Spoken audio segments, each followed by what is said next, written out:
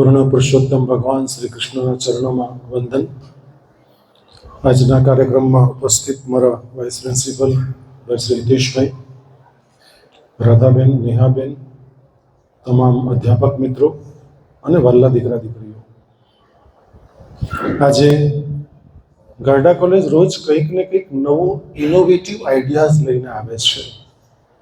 અને એ આઈડિયાઝ મારા અધ્યાપકોને એટલા માટે આવે છે કે તમારામાં એ પાત્રતા છે. બેન બહેજન બેન, ગુરુ દ્રોણ જ્યારે બધી જ વિદ્યા અર્જુનને શીખવતા હતા ત્યારે ગુરુ દ્રોણની પત્ની એવું કીધું કે તમે બધું જ અર્જુનને શીખવશો તો પછી અશ્વત્થામાનું શું, આપણા પુત્રનું શું? ત્યારે ગુરુ દ્રોણ ખૂબ સુંદર જવાબ કરે છે કે અર્જુન એ શિષ્ય છે, પુત્ર નથી, પણ અર્જુનમાં પાત્રતા છે. જ્યારે અશ્વત્થામા એ પુત્ર છે પણ પાત્રતા નથી. મિત્રો, એટલે અધ્યાપકોને જે અમારા વિચારો જે આવે છે ને, એ તમારામાં એ પાત્રતા રહેલી છે માટે આ પ્રકારના વિચારો આવે છે કે બાળકો સાથે આવું પણ કંઈક કરવું જોઈએ.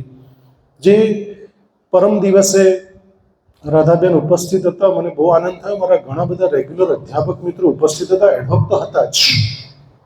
એક સરસ પ્રોગ્રામ એમકોમ માટે એક સરપ્રાઇઝ ક્વિઝ રાખી અને બધું જ એન્ટરટેઇન સાથે નોલેજનું કામ બહુ સરસ. હિતેશભાઈ, એકવાર જોરદાર તાળી હિતેશભાઈ માટે પણ કાઢી દો.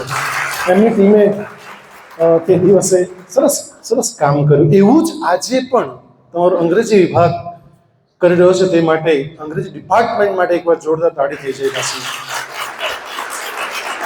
કારણ કે આવો આઈડિયા આવવો, કારણ કે કદાચ એવું પણ બને, આજના શબ્દો કદાચ મારા રિમાર્કેબલ પણ રહે, માઇલસ્ટોન પણ બને તમારામાંથી કોઈ માટે, કે આવતીકાલે આજ તકમાં એ ન્યૂઝ રીડર બને.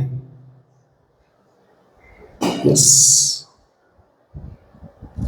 કારણ મને પૂર્ણ શ્રદ્ધા છે મારા બાળકોમાં. તમને જેટલી તમારામાં શ્રદ્ધા નથી ને, એની કરતાં 1001 ગણી મને તમારામાં શ્રદ્ધા છે. કારણ કે મનોવિજ્ઞાનનો અધ્યાપક છું, મને ખબર છે કે તમે ધારો તે કરી શકો છો, માત્ર જરૂર ધારવાની છે. મેં એમકોમના, સાહેબ પૂછજો આજે એમકોમના બાળકોને કેટલા 4 વાગે ઉઠેલા. મેં મારા એફવાયના બાળકોને કહ્યું, ટીવાયના બાળકોને કહ્યું, એસવાયના બાળકોને, એમકોમના તે દિવસે લાભ મને મળ્યો એટલે મેં એમકોમના બાળકોને કીધું કે જીવનમાં 5-7 વર્ષ મહેનત કરી લો. જો તમારે કરિયર બનાવવું જ છે તો 5-7 વર્ષ જિંદગીનું તમને પણ કહું છું મહેનત કરી લો. એટલે મેં કે આવતીકાલે સન્ડે છે, બધાને ખબર છે કે હા બધાને ખબર છે. મેં કે 4 વાગે ઉઠી જઈશું અને ટાઈમ ટેબલ શેડ્યુલ આપી દીધું. 4:30 તૈયાર થઈને 4:30 થી 8:30 વાંચવાનું, 1 કલાકનો બ્રેક, ટી બ્રેક, બ્રેકફાસ્ટ, અને પછી પાછું વાંચવાનું. એ તમે 12-15 કલાક ગણાવ્યા 24 કલાકમાંથી વાંચવા માટેના. એક્સક્લુઝિવલી સન્ડે છે માટે સવારે ફોન સ્વિચ ઓફ કરી દેવાનો. બાય બાય કરે એટલે બાય બાય, સ્વિચ ઓફ કરે એટલે બાય બાય કરશે આપણને, એટલે બાય બાય કરી દેવાનો. અને પીએમઓ કે સીએમઓ કચેરીમાંથી કોઈના ફોન આવવાના નથી, એટલે તમે ડોન્ટ વરી. આવશે તો અમારી પર આવશે કે તમારા પેરેન્ટ્સ ઉપર આવશે, એટલે અમે એટેન્ડ કરી લઈશું. આવું મેં કીધું. આજે મેં સવાલ પૂછ્યો કે ભાઈ સવારે કેટલા 4 વાગે ઉઠી ગયેલા?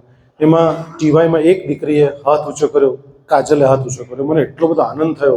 મેં કે મારો જીવ, મારો પ્રાણ આ છે. કારણ કે અમે લોકો જે શ્વાસ લઈએ છીએ ને, એ તમારે કારણે શ્વાસ લઈએ છીએ. ભલે એક ઉઠ્યું, બાકીનાને સ્વામી વિવેકાનંદ કહે છે તેમ ઇલેક્ટ્રિક કરંટ આપવો પડશે. ઉઠશે તો ખરા જ, હા, પણ હજી જગાડવા પડશે. કારણ કે અંદરથી જ્યાં સુધી નહીં જાગો ને ત્યાં સુધી અમારું મોટિવેશન કોઈનું કશું જ કામ લાગવાનું નથી. જો તમે ધ્યેય ઉન્મુખ બનશો ને તો તમને ઊંઘ પણ નહીં આવશે. એટલે આજે જે કાર્યક્રમ રાખ્યો છે એ ન્યૂઝ રીડિંગ તમે કેવી રીતે કરી શકો, ઇઝ આપણી એક સ્કિલ છે. આ લોકો બહુ પૈસા લઈશું, ન્યૂઝ રીડરના બી પૈસા. તમે પેકેજ જુઓ તો અક્કલ કામ નહીં કરે એવું પેકેજ છે. અને કરે કંઈ નહીં, ખાલી ન્યૂઝ વાંચે, અને તે બી ખાલી મોડે નહીં. પેલા આપણને દેખાય કે મોડે વાંચતા, પણ સામે સ્ક્રીન ઉપર જઈને બોલતો હોય તો. એટલે આને કળા કહેવાય, આર્ટ કહેવાય, રાઈટ? જેમ શિલ્પી જેમ શિલ્પ કરે છે, એ કળા છે. એમ આ પણ એક આર્ટ છે. તમે કેવી રીતે પોતાની વાત ડિલિવર કરી શકો છો, કેવી રીતે બીજા સુધી પહોંચાડી શકો છો.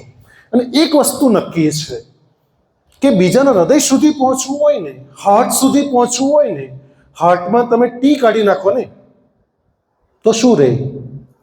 હિયર કરવું પડે, સાંભળવું પડશે દીકરાઓ. રાઈટ? એટલે તમારે સારા વક્તા બનવા માટે good listener can be good speaker, સારા શ્રોતા બનવું પડશે. તો જ તમે સારું ઉત્તમ કક્ષાનું બોલી શકો. અને હું પૂર્ણ આશા અને અપેક્ષા એવી રાખું છું અંગ્રેજી વિભાગ તરફથી પણ, અને જેટલા પણ બાકીના કોમર્સના બાળકો આ બે બહેનના ક્લાસમાંથી આવીને બેઠા છે એ બહુ નસીબદાર છે. આ બે બહેનના બાળકો 300 બાળકો છે. એ મારી પાસે ખુરશી મેક્સિમમ 200 રાખી શકો, આખું અહીંથી ભરી દઉં તો બી. એટલે તમે સમજી શકો છો કે બીજા બાળકો કામમાં વ્યસ્ત છે એટલે નથી આવી શક્યા. એ લોકો ત્યાં આગળ ક્લાસમાં બેઠા હશે, ક્યાં સામે ગરમ ગરમ પફ ખાતા હશે, ક્યાં લોકો બાઇક ઉપર બેઠા હશે, ક્યાં મદ્રેસાની ગલીમાં કોઈક ઇમરજન્સી મિટિંગમાં ટોક કરતા હશે, ક્યાં અટલ બિહારી વાજપેયી ગાર્ડનમાં ટોક કરતા હશે. એ લોકો કામ તો ચોક્કસ લઈને આવે છે, કામ તો કરતા જ હશે. પણ અહીં સુધી લાઇબ્રેરી હોલ સુધી બે બહેનના લેક્ચરના જેટલા બાળકો છે અહીં સુધી પહોંચી શક્યા નથી. બાકી એ લોકો જો જાણતે ને એમાંથી એક બી જાગી જાય ને, આપણું કામ તો થઈ જાય. એટલે મને પૂર્ણ શ્રદ્ધા છે કે આપમાં આર્ટ ઓફ સ્પીકિંગ સ્કિલ કેવી રીતે તમે ડેવલપ કરી શકો. તમે વિડીયો તૈયાર કરીને લાવ્યા છો. હવે જમાનો આ જ છે. મેં બેનને પણ પૂછ્યું, વૃષ્ટિને પણ પૂછ્યું કે શું છે આ, તો તૈયાર કરીને લાવ્યા છો. તો આ તો ખાલી જોવાનું જ અમારે એમ કે તમે કેવું બોલતા છો. એટલે આ લોકોએ તો, અને આ પણ હવે તમે ડાન્સના હોય, સિંગિંગના હોય, રીલ તૈયાર કરીને મોકલો, સિલેક્ટ થાય એટલે તમને બોલાવે. ગારડા કોલેજ પણ તમે જુઓ, એઆઈ પર ધીમે ધીમે આવવા માંડ્યું છે.